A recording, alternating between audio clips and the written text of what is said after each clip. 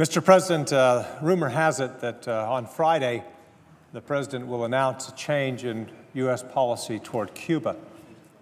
There are lots of different rumors about what that might entail.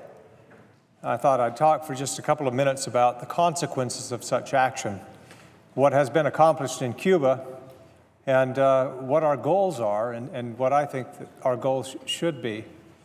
We've had a long policy of isolation with regard to Cuba. For more than 50 years, we tried to isolate the island and hope that the government would change somehow. It didn't.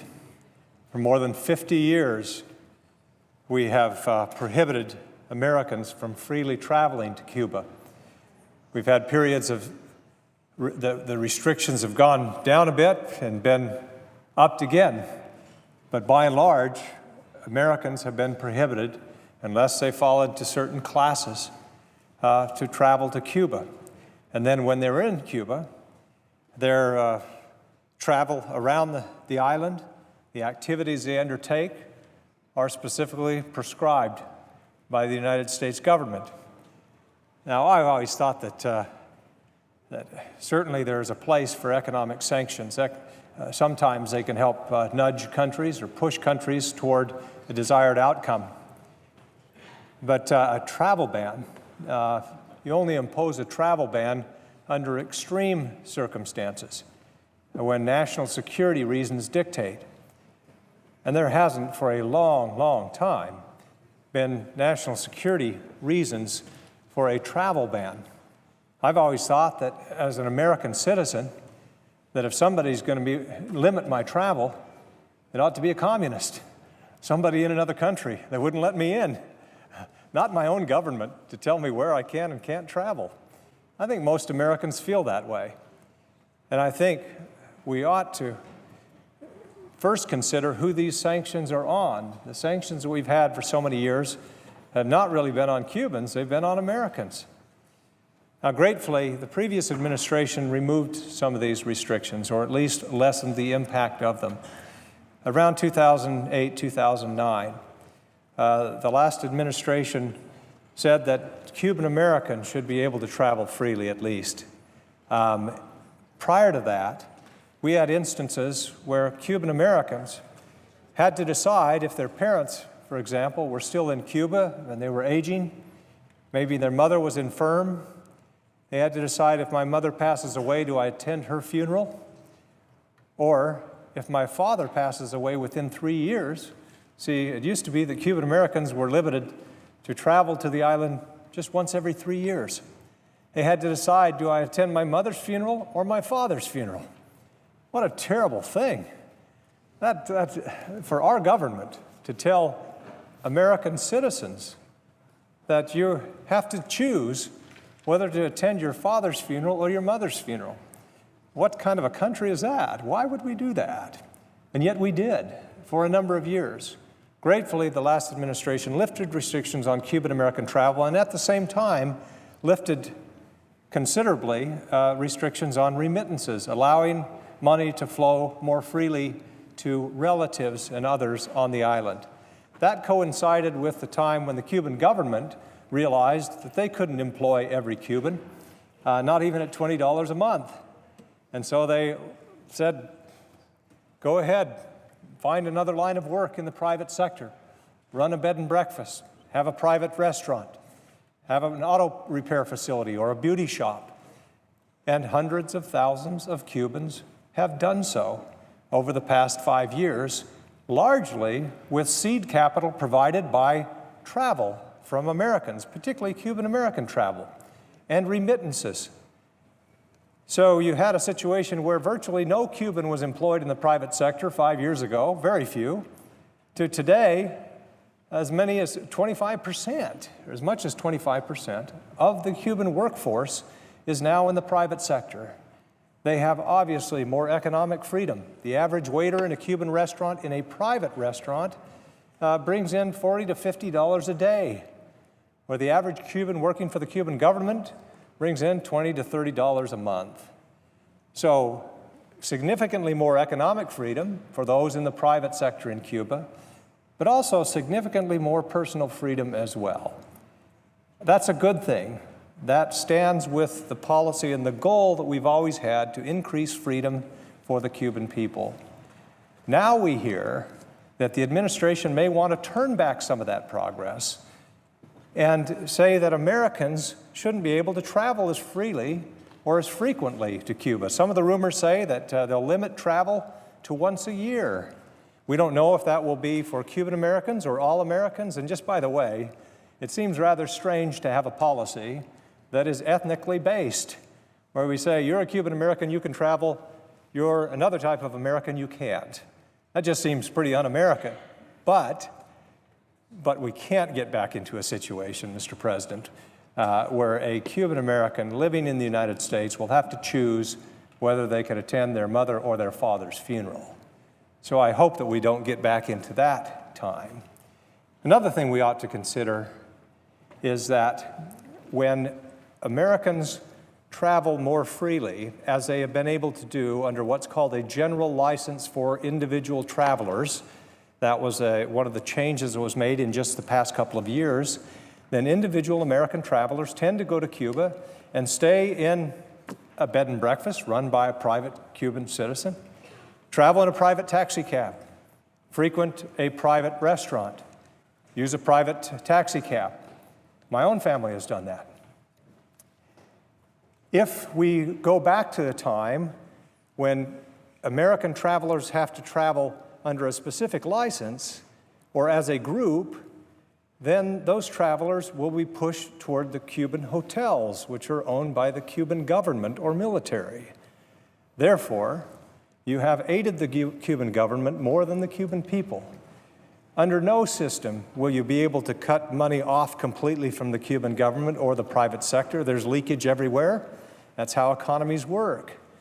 But why in the world would we have a policy where we directly benefit the Cuban government by pushing American travelers to the hotels that they own rather than to private homes owned by private Cuban citizens? So it seems to me that, that these policies, if they are going to come forward, as it seems that they might be, just go against the policy and the goals that we have. Another thing that we need to consider is that in the old times, when we had more restrictive policies of travel on Americans, those had to be enforced somehow. And that falls upon the Office of Foreign Assets Control at Treasury. Now, OFAC, you may have heard it recently, it's the office that we charge to look at and enforce our sanctions on Iran. We're putting new sanctions on Iran. They'll be charged with enforcing those as well. Sanctions on Russia and new sanctions on Russia. They'll be charged with enforcing those. Sanctions on North Korea. That again falls to OFAC. And yet we're going to be telling OFAC that now you're going to have to again spend a considerable amount of your time and resources and manpower tracking down people going to Cuba to see if they stick to their designated, approved itinerary, whatever that might be, whatever we think they ought to be doing there, rather than what they want to be doing there. That just seems foolish to me, and a waste of money and time and resources, and wrong-headed priorities with regard to other priorities that we have on sanctions. We had situations in previous years that were simply, they would be laughable if they weren't true. But I think the administration ought to consider that when we have a restrictive policy on travel, you're going to have situations that just are flat embarrassing to us. If that sounds crazy, it doesn't sound crazy to Joan Sloat of San Diego, who traveled to Cuba in the year 2000 at age 72 with a Canadian company that organized cycling tours. She was initially fined $7,600 upon returning to the United States because she hadn't pre-approved her itinerary and hadn't followed the guidelines. She went with a Canadian company that did that. Subsequent fees brought the penalty to nearly $10,000. I think it was settled for something less. But why in the world are we sanctioning and fining a 72-year-old woman who went on a biking tour in Cuba. Consider the case of Seven Allen of the state of Washington. He spent part of his childhood in Cuba, where his parents were missionaries. They built an Assembly of God church in a town in southeastern Cuba. His parents died in 1987 in a house fire. 10 years later, Allen traveled to Cuba to scatter the ashes of his parents at a church that they had built. They also brought with them the family Bible to give to the church's pastor. Now, Seven returned to the United States via the Bahamas, where he told U.S. agents that he had just been in Cuba. He told them the reasons for his travel. His initial fine was $7,500. Do we really want to be fining people who are scattering the ashes of their parents? These aren't isolated incidents. This went on a lot. A woman from Indiana was fined for distributing Bibles in Cuba because her itinerary didn't include a trip to the beach. She went to the beach, I'm told, to participate or to watch a baptism that was happening at that time. Why in the world would we try to limit that kind of travel? Yet that's what we would be doing if we go back to restrictive travel. Now, maybe these rumors are overblown. Maybe we won't be imposing new restrictions on travel. But if we are, I hope the administration will consider these things. Another thing, there's one rumor out there that we know that if we diminish American travel, therefore diminishing the amount of money that goes to these Cuban entrepreneurs who are running bed and breakfasts and private restaurants, that we can make up for it somehow by having some of our government agencies teach entrepreneurship classes. Now, anybody who has been in Cuba understands that Cubans who have survived on $20 a month for decades are more entrepreneurial than we will ever be. That they don't need lessons in entrepreneurship, they need customers. And by denying Americans the freedom to travel to Cuba, we'll be denying them customers, and they will be worse off. Their political freedom will be diminished, their economic freedom will be diminished, their personal freedom will be diminished. That's not what we want. Obviously, we want the Cuban government to change. It has been disappointing, the rate of change, but why would we take it out on the Cuban people? Don't they have it tough enough with a communist government? A communist government that wants to control and keep that control as long as they can. Why don't we continue to help the Cuban people as they have been helped over the past couple of years? We also want to consider the cooperation that we have with the Cuban government with regard to things like drug interdiction, environmental cooperation, immigration accords. Over the past couple of years, we've had a lot of Cubans actually rafting to South Florida because of the wet foot, dry foot policy. We've had tens of thousands of Cubans crossing the Mexican border just to make it to Arizona or to Texas or to California or New Mexico to claim or to be paroled into our system and ultimately perhaps get citizenship. Because of agreements that we have had and the diplomatic cooperation that we've had over the past couple of years, and specifically over the past couple of months, we've been able to reach agreement where we don't have that kind of migration and those kind of issues.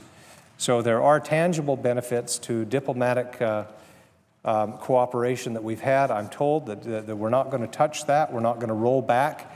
We do have diplomatic relations. That is a good thing.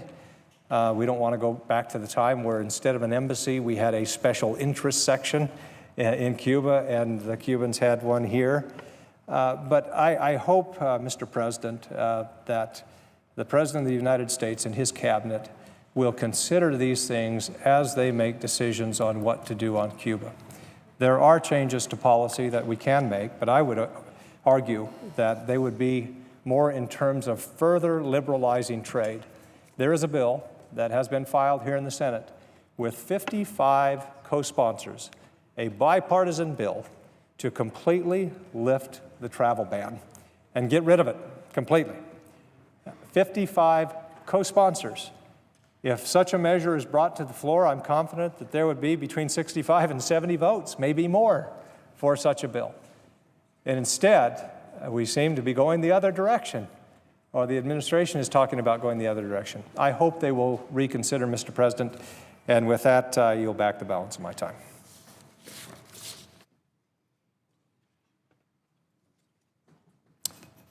Mr. President, I suggest the absence of a quorum.